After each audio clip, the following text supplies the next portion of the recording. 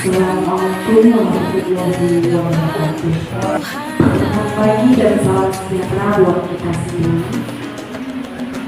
Yang terhormat Kepala SMA Negeri 2 Tebet Tinggi. Sebelumnya kami ucapkan terima kasih kepada Bapak Ibu Majelis Guru yang sempat dan hadir dalam rangka penyebaran pemahaman dan penerapan pemahaman budaya positif yang nantinya akan sampai pada masuk kita hari ini Ibu Gimana. Baiklah, kita masuk di acara yang pertama, yakni kata sambutan sekaligus pembukaan oleh Kepala SMA Negeri 2 Tebet Tinggi kepada Ibu Lisi. Assalamualaikum warahmatullahi wabarakatuh. Bapak Ibu yang hadir pada hari ini, kegiatan kita sudah dikumpulkan di sini oleh Ibu Irinya, yaitu untuk melengkapi tugas yang pada TGP angkatan 10 ini, salah satunya yaitu menyebarkan pemahaman dan penerapan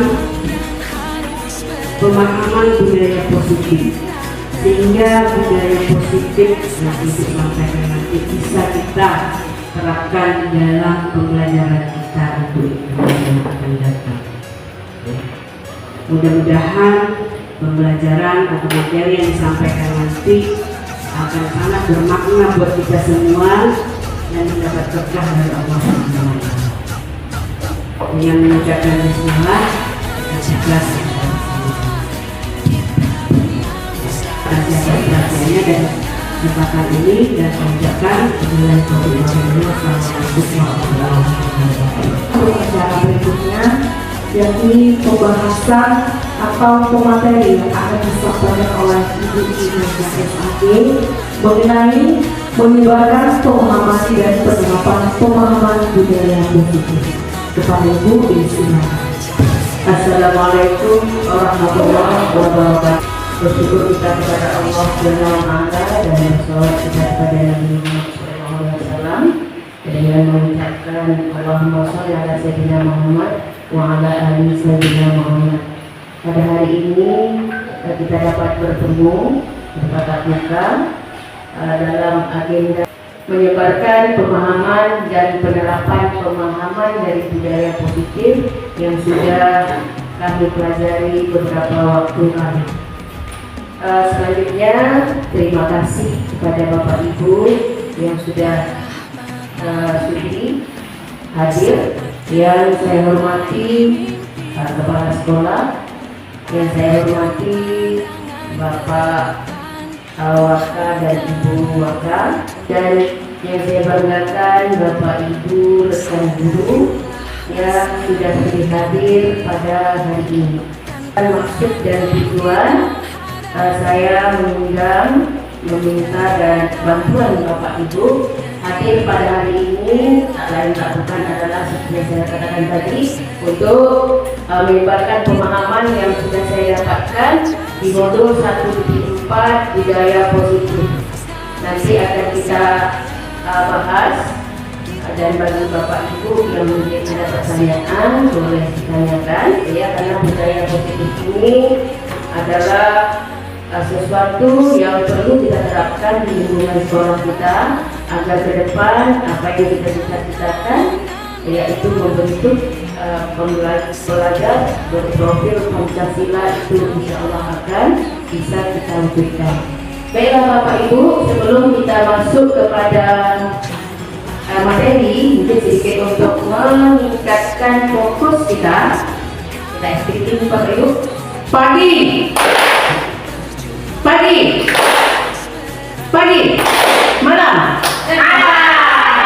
Bapak Ibu yang saya hormati, ini judulnya ya, menyebarkan pemahaman dan penerapan pemahaman budaya positif.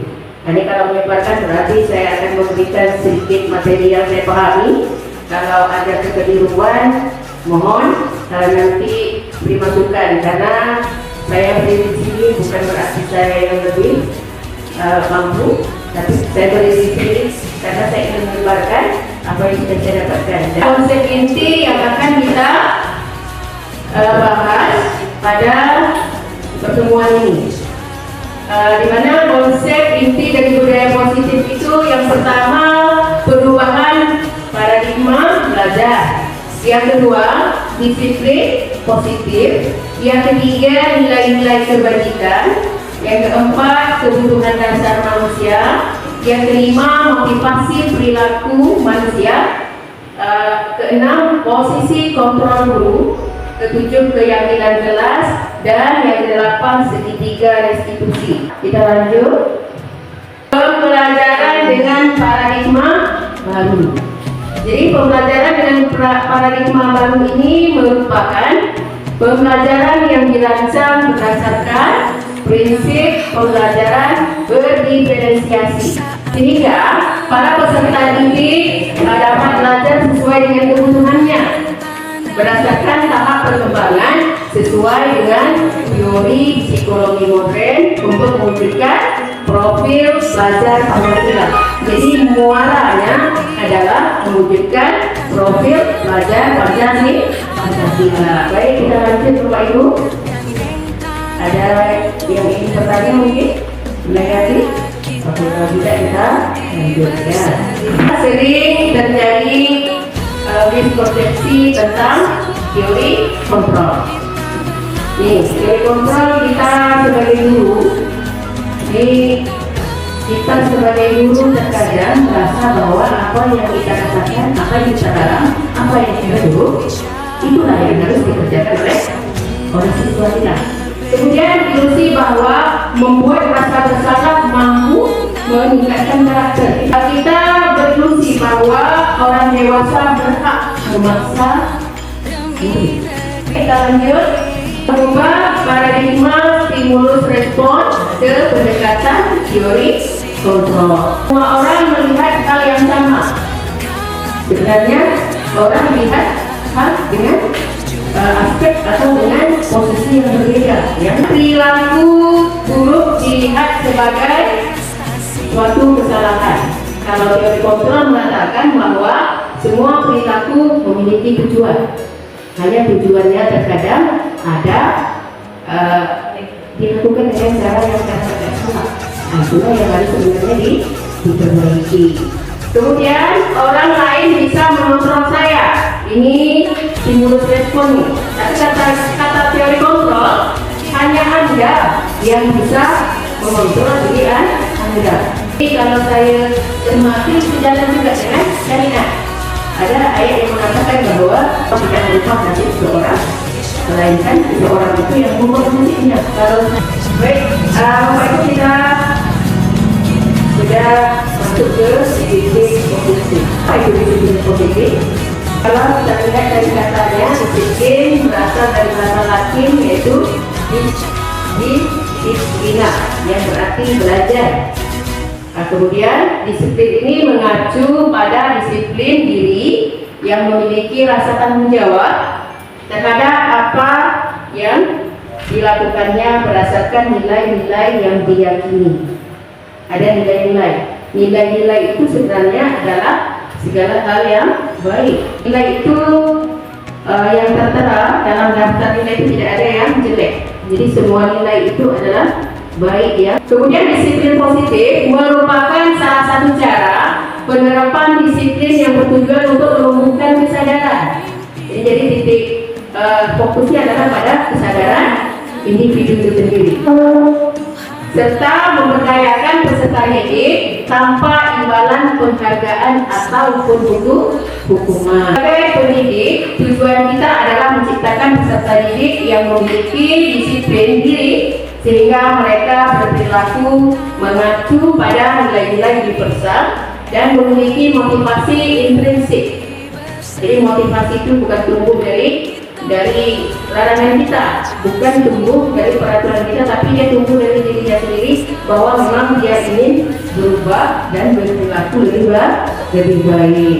Ini nilai-nilai kebajikan yang disepakati bersama lepas dari suku, bangsa, agama, bahasa maupun latar belakangnya. Jadi nilai-nilai ini adalah nilai-nilai umum Nilai-nilai berdasarkan profil pelajar Pancasila ada berapa Bapak Ibu?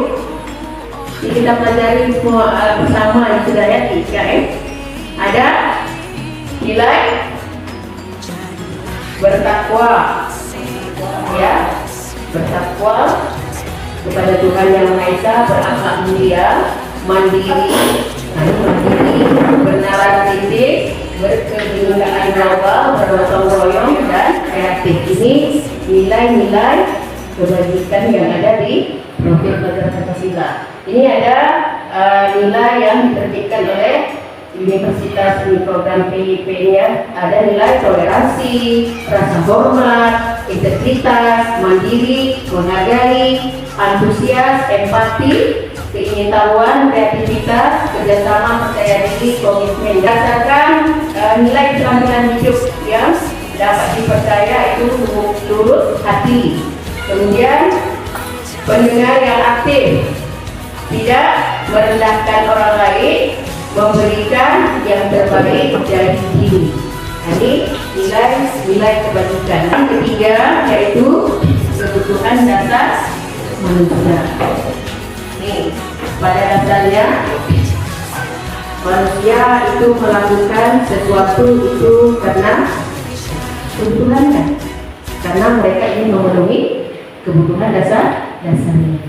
Adalah sesuatu yang kita lakukan untuk mendapatkan apa yang kita inginkan. Seluruh tindakan yang kita lakukan memiliki tujuan tertentu, dan semua usaha terbaik yang kita lakukan adalah dalam rangka agar kebutuhan dasar kita terpenuhi dengan baik. 5 kebutuhan dasar manusia. Apa itu? Ya, kebutuhan bertahan hidup seperti makan, pakaian, tempat tinggal, keamanan, kesehatan. Kemudian kebutuhan akan perhatian dan kasih sayang. Kemudian kebutuhan akan kebebasan. Kita lanjut pada motivasi perilaku manusia. Ini motivasi perilaku manusia ada dipengaruhi oleh unsur X dan Y, ya. Ada motivasi ekstrinsik, ada motivasi intrinsik. Motivasi yang ekstrinsik ini di depan ada dua poin yang merupakan bagian daripada motivasi ekstrinsik, yaitu untuk menghindari ketidaknyamanan atau hukuman. Ini biasanya kalau kita sekolah punya peraturan, anak-anak berusaha untuk menghindari dari hukuman itu. Artinya bahwa faktor X mempengaruhi anak untuk berubah. Kemudian untuk mendapatkan imbalan atau penghargaan dari orang lain. Ini seperti anak dia belajar dengan giat agar mendapat juara dan sebagainya. Ini merupakan motivasi faktor ekstrinsik. Kemudian motivasi intrinsik itu untuk menjadi orang yang mereka inginkan dan menghargai diri sendiri dengan nilai-nilai yang mereka percaya. Seperti seorang anak melakukan kebaikan, seorang anak belajar dengan tekun, mau mendapat ranking atau tidak mendapat ranking, dia tetap mau ada aturan atau tidak ada aturan, dia tetap melaksanakan itu. Ini artinya mereka sudah memiliki kesadaran intrinsik sendiri, dan ini yang diharapkan bahwa anak berubah berdasarkan kesadarannya sendiri. Hukuman ini biasanya dilakukan tidak terencana, bersifat satu arah, berupa hukuman fisik atau psikis. Konsekuensi sosial apa enggak? Konsekuensi ini terencana. Ini biasanya ini sudah ada dari peraturan sekolah. Anak kan tahu. Kita bagikan dia, kita sosialisasikan ini di peraturan sekolah. Ketika dia melanggar, ada konsekuensinya, sudah dibuat di situ. Contoh, anak terlambat, sudah ada di peraturan kita tetapkan jika anak terlambat 5 menit, maka dia menghafal ayat pendek umpamanya. Itu bukan hukuman, tapi konsekuensi. Anak tahu. Ya. Kemudian restitusi, itu adalah proses perbaikan perilaku manusia beserta diri, khususnya Ini bisa juga orang tua kepada anak untuk menjadikan anak atau murid kita lebih bertanggung jawab. Itu tujuan daripada restitusi. Kemudian proses restitusi itu kolaboratif, ada kerjasama antara guru, antara orang tua dengan murid. Tujuannya adalah untuk mencari solusi, bukan untuk menghukum, bukan untuk memberi konsekuensi. Ini ya restitusi. Ada yang ingin ditanyakan apa itu? Ada? Oke, kita lanjut. Iko kurang menguasai pelajaran matematika, sehingga pada saat pelajaran tersebut berlangsung, dia lebih banyak berdiam diri atau menggambar di buku pelajarannya. Pak Seno pada saat itu membiarkan teman-teman IPA menertawakan IPA yang tergagap dan malu luar biasa, dan malahan minta IPA untuk maju ke depan dan berdiri di depan kelas sambil menunjuk hidungnya karena tidak bisa menjawab pertanyaan Pak Seno. Kelas semakin gaduh dan anak-anak pun tertawa melihat IPA di depan kelas memegang ujung hidungnya. Jadi pertanyaannya adalah, apa Anda setuju? Apa Bapak Ibu setuju dengan perilaku Pak Seno terhadap IPA? Mengapa? Ada? Pak setuju Bapak Ibu?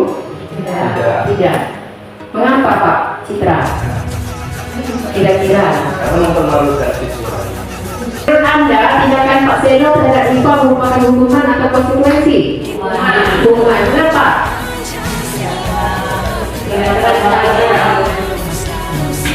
Masuk kepada 5 posisi kontrol. Ini ya, saya pikir penting bagi kita semua.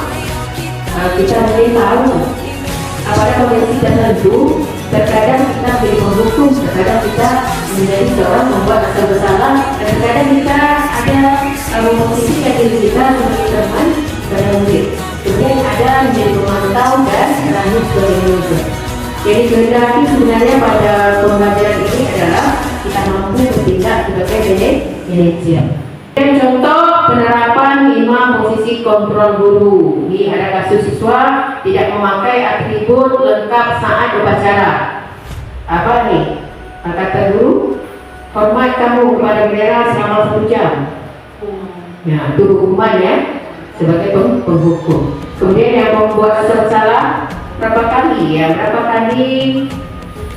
ibu bapak harus beritahu kamu, ya, berapa kali saya harus beritahu kamu kalau kamu tak boleh terlambat, kamu selalu membuat kecewa kamu. Kemudian ini kasus tidak memakai atribut lengkap ini sebagai teman praktisi. Ayo dong ikuti peraturan sekolah, tolong bantu bapak ibu sekali ini saja, jangan membuat ini lagi ya. Sudah. Kemudian pemantau, kamu sudah melanggar peraturan sekolah, berapa kali kamu tahu konsekuensi setelah ini beri atributnya. Posisi kontrol sekalian manajer. Apa kamu tahu kesalahanmu? Budaknya akan jawab, tahu Pak. Jadi kita kembalinya dari sisi anak.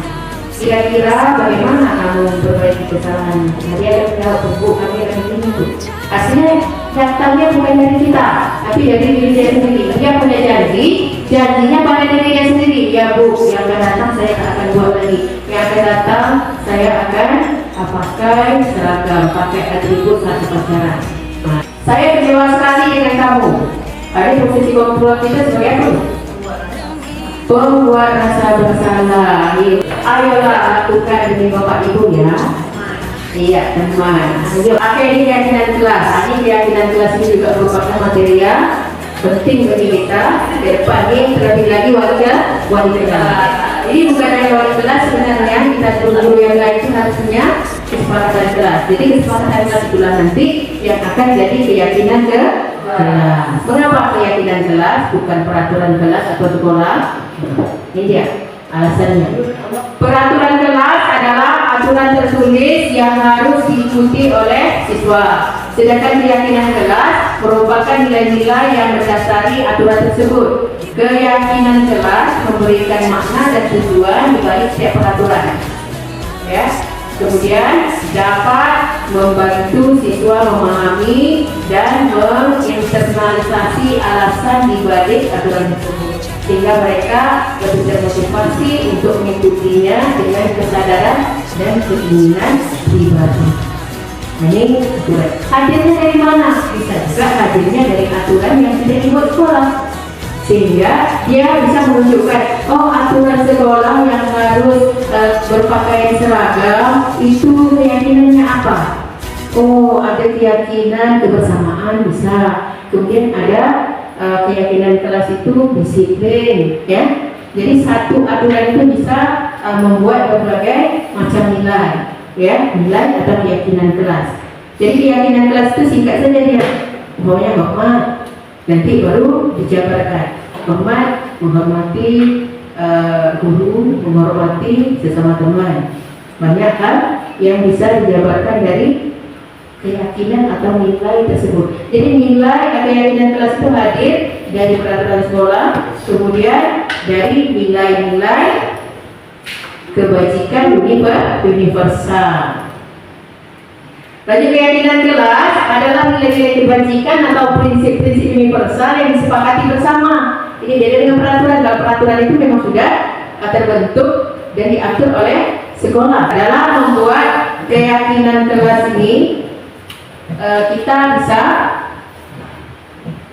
menyediakan waktu dulu, ya, menyediakan waktu di dalam kelas itu. Mungkin kalau kita guru bukan wali kelas, pada jam atau biasanya ini bisa diambil ketika kita masuk di tahun ajaran baru atau pada awal semester. Kita bentuk ini bersama anak, apa yang kamu suka dan apa yang kamu tidak suka. Ini tentu berdasarkan ukuran dari nilai kebajikan itu. Kita harus membuat tabel terlebih dulu. Ada namanya tabel T. Kita tampilkan di sini, ya. Tabel T itu kita sudah saring, ya, dari peraturan sekolah.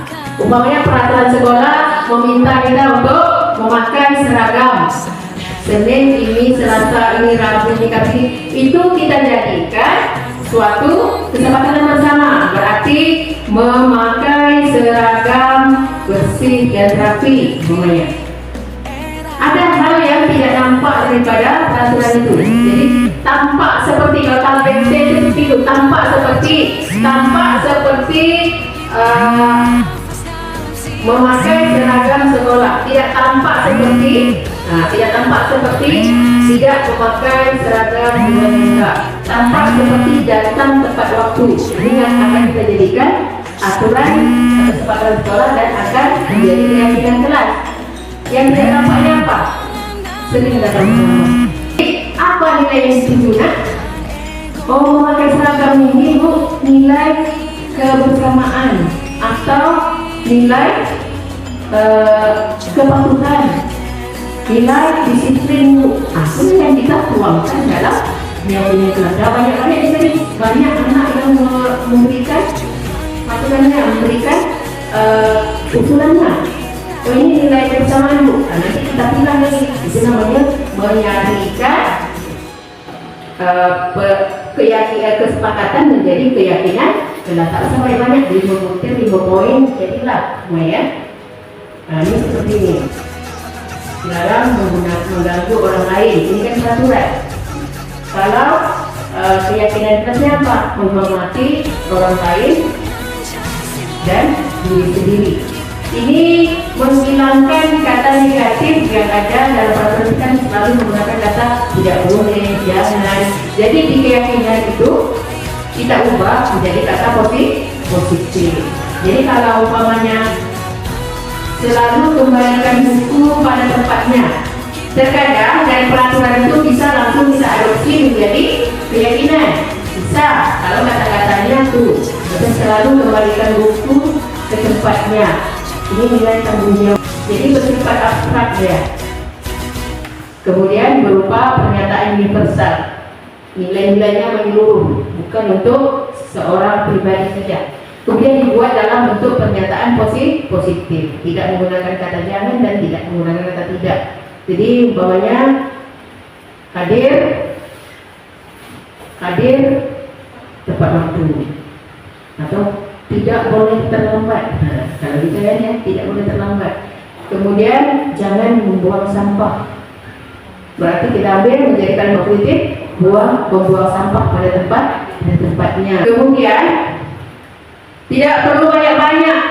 Semakin banyak, semakin susah dia ingat dan semakin susah untuk diwujudkan. Sikit-sikit saja kita ambil poin-poin penting, poin kebersihan, kerapian, kemudian apa lagi, kedisiplinan. Ya, itu saja dulu ya.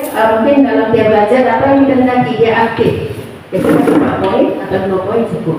Kemudian sesuai dengan kondisi kelas sekolah sehingga mudah diterapkan. Ya, berarti kita sesuai dengan ini dalam apa kebutuhannya.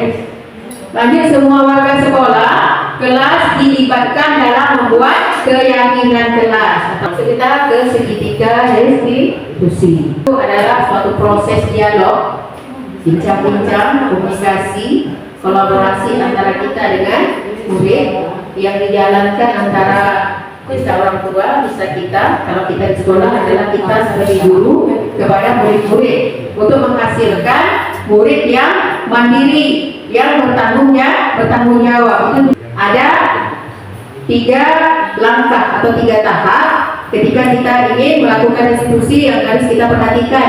Yang pertama itu menstabilkan identitas. Maknanya apa? Ketika seseorang atau murid melakukan kesalahan, kita tidak langsung menyalahkan dia. Kita tanya dulu ya. Ada panggil itu dia datang. Kenapa kamu nak? Kenapa kamu dipanggil sini? Tak tahu bu. Tadi kadang-kadang dipura-pura tak tahu. Nah, barulah kita bercerita. Kita gali dari dia apa tujuan dia, apa maksud dia melakukan hal-hal yang mungkin tadi melanggar peraturan itu. Kemudian kalimatnya tuh ya, kalimat menstabilkan identitas. Artinya ketika anak itu marah, kita mampu menstabilkannya. Bahwa kamu tadi berkelahi anaknya. Oh iya, bapak dulu juga pernah berkelahi anak. Apalagi kalau orang ngejek bapak. Nah, rasa bapak semua orang mau ngejek mana? Nah, ini namanya menstabilkan identitas. Baru nanti kita masuk kepada poin mengapa dia begitu, seharusnya dia tidak begitu, kan seperti itu. Baru masuk memvalidasi tindakan yang salah. Saya paham kamu melakukan itu karena kamu marah, tapi marah itu betul kan? Tidak Pak. Marah itu bisa membuat kamu jadi seperti apa?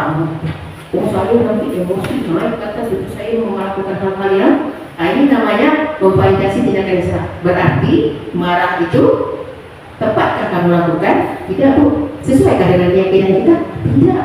Jadi keyakinan mana yang melanggar? Ini maksudnya kepada menanyakan keyakinan dari yang kita bicarakan dari awal gitu ya, dengan anak setelah kita panggil.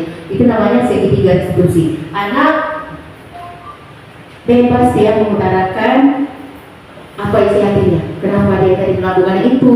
Jadi kita pun tahu, oh gini. Jadi kita pun akan berusaha mencari solusi. Kalau tak mampu kita sendiri, mungkin kita bisa berkolaborasi dengan wakil kepala, dengan guru, BK dan sebagainya. Siang Sarah. Siang Pak. Sudah lama ketemu Sarah. Kenapa hari ini ada di sini? Kesel Pak, kesel banget. Masa aku dikatain pamit, Pak? Ya aku marah lah. Aku baru dikatain mereka di depan kelas. Kesel banget. Oh begitu. Ya pasti kamu marah dan kesal.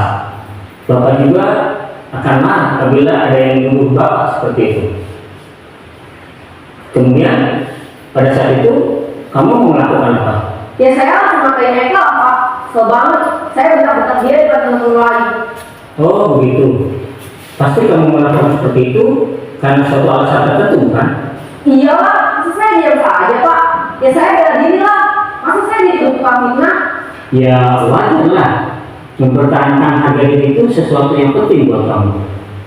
Untung kamu tidak bertindak lebih gegabah lagi. hanya membentak-bentak. Iya Pak, untung saya masih bersabar dan hanya meminta saja. Sudah gemes padahal, saya pasti bela diri lah. Ya pasti ya, tapi kamu memilih untuk tetap bertahan dan bersabar. Kamu memilih untuk tidak berbuat lebih parah lagi, kan? Iya. Nah, sekarang coba kita lihat lagi tindakan kamu yang minta-minta Eka di kelas.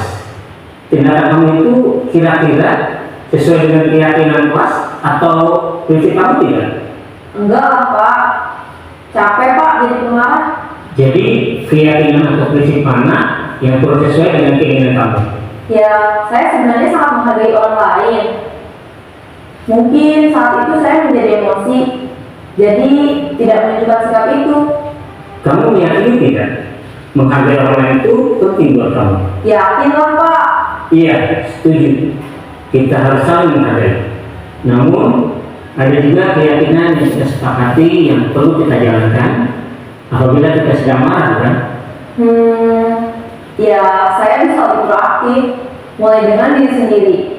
Saya bisa jadi lebih bersabar, mengambil waktu jeda untuk berpikir mau apa selanjutnya. Kira-kira kamu bersedia memperbaiki masalah ini tidak? Bersedia Pak. Kalau kamu memperbaiki masalah ini, kamu akan menjadi orang seperti apa? Saya akan menjadi orang yang bertanggung jawab kali ya Pak. Dan senantiasa proaktif. Iya, menurut kamu bagaimana rasanya menjadi orang seperti itu? Ya nyaman lah, bangga bisa bersabar dan menahan diri. Baiklah kalau begitu. Yuk kita pikirkan bagaimana memperbaiki masalah ini. Inilah namanya segitiga restitusi. Mungkin Bapak Ibu sudah ada melakukannya, dan saya yakin semua kita sebagai guru pernah melakukannya. Perlu kita ingat, restitusi itu bukan hanya sekali. Ada anak yang memang perlu direstitusi beberapa kali. Pak juga berubah-berubah.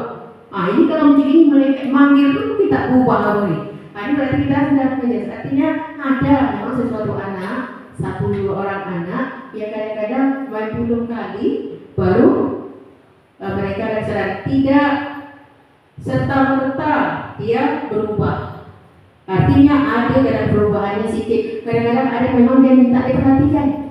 Saya dapat banyak kali nih ya, ada siswa di SMA sana dulu. Kalau saya perhatikan dia terus aku relo. Inilah tadi. Berarti motivasinya motivasi ekstrinsik, bukan intrinsik. Jadi kita nak menimbulkan kesadaran bagi siswa itu juga membutuhkan waktu dan keterampilan kita masing-masing Bapak Ibu. Jadi restitusi ini penting bagi kita.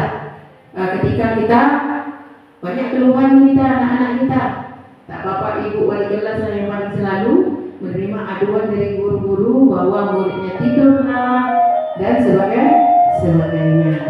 Baik, kita lanjut ke ini di akhir-akhir nih ya. Nah ini dia penerapan. Tadi penyebaran pemahaman, sekarang penerapan nilai-nilai kebajikan. Yang dari nilai itu banyak, ada nilai menghormati, ada nilai menghargai, ada nilai-nilai yang lain. Jadi pengalaman saya ini setelah saya mengikuti guru penggerak, adalah hal-hal yang saya terapkan di sekolah.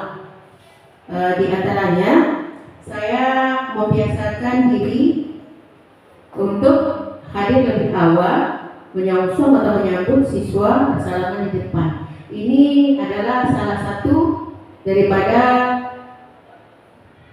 cara untuk menciptakan dan mengembangkan budaya positif, untuk mengembangkan dan menguatkan karakter serta didik. Jadi dengan bersalaman mereka setidaknya menerapkan 5S itu. Apa 5S itu, Pak Ibu? Senyum,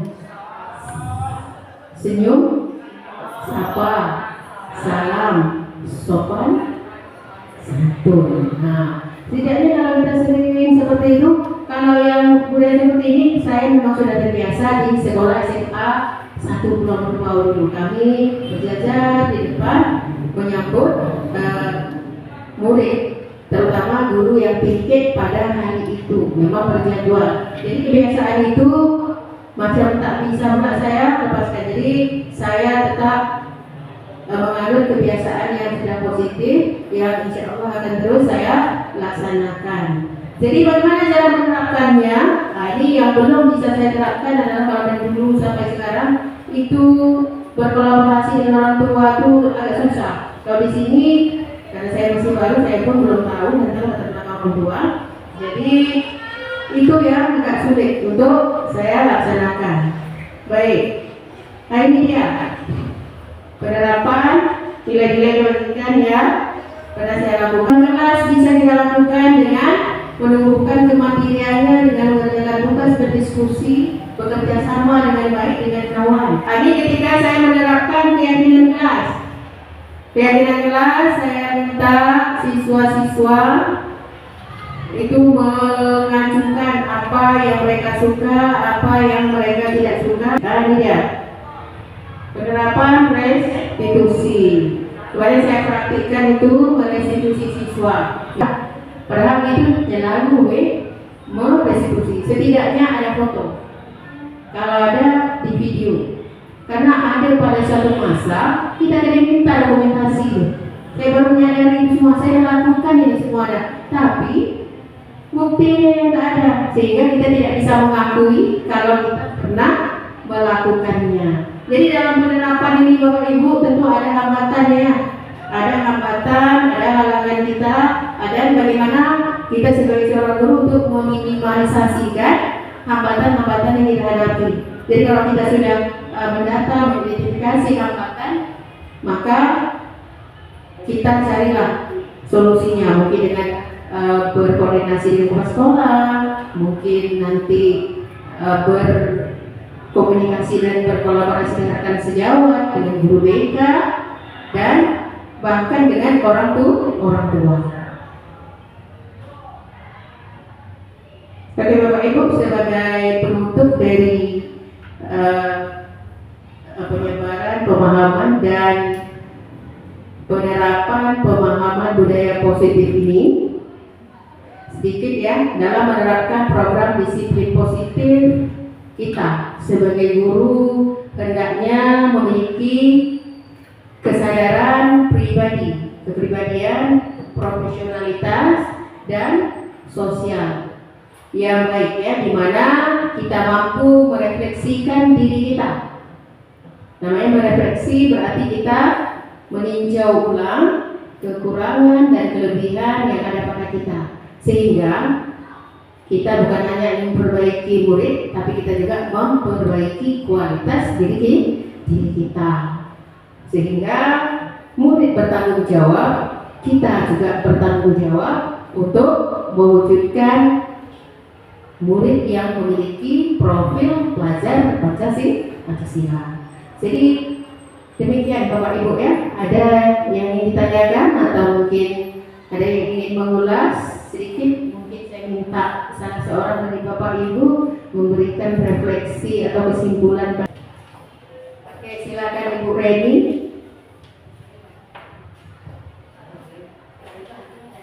Terima kasih atas pemaparan yang Ibu berikan tadi. Apa yang Ibu berikan itu menyadarkan kami bahwa dalam pelaksanaan pembelajaran kami ini banyak melakukan dosa terhadap siswa-siswi kita, Ibu. Mungkin ke depan akan menjadi perbaikan bagi kami, yaitu untuk menjadi pengajar yang lebih baik lagi, yaitu dengan menerapkan restitusi itu tadi, Bu. Kemudian membuat keyakinan kelas juga. Ini mungkin pembelajaran bagi kami bahwa ada yang harus kita buat agar dapat menjadi pedoman bagi kita dalam pembelajaran. Itu saja Ibu, terima kasih. Baik Bapak Ibu, terima kasih atas perhatian Bapak Ibu semua, dan terima kasih telah memenuhi undangan dan ajakan saya. Ke depan kita mengajak ya, ayo bersama-sama, terutama yang wali kelas ini kita awali kelas-kelas lah. Berarti kalau ada semua kelas itu memiliki keyakinan kelas, sehingga ketika kita merestitusi anak, kita tahu mengajak anak dan kita tahu merujuk anak pada keyakinan kelas itu tadi. Keyakinan kelas mana nak? Oh ini bu, ini berarti agak lebih gampang. Karena memang semua siswa itu memiliki kebutuhan yang berbeda, memiliki minat yang berbeda, otomatis juga dalam penanganan masalah juga hendaklah berbeda. Tak dapat kita samakan antara budak ini dengan budak itu, memang berbeda. Jadi demikian Bapak Ibu, semoga apa yang disampaikan pada hari ini bermanfaat. Lebih kurang saya mohon maaf, yang kurangnya datang dari diri sendiri, ya. Mana yang mungkin disampaikan itu kira-kira bermanfaat, ambillah. Jadi mana yang tidak bermanfaat silakan Bapak Ibu buang, nanti diselopkan ketika pulang. Demikian. Terima kasih banyak-banyak. Assalamualaikum warahmatullahi wabarakatuh.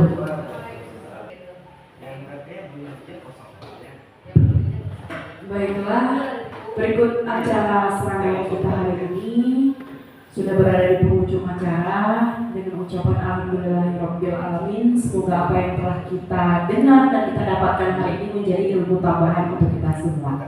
Saya selaku MC Pak undur diri.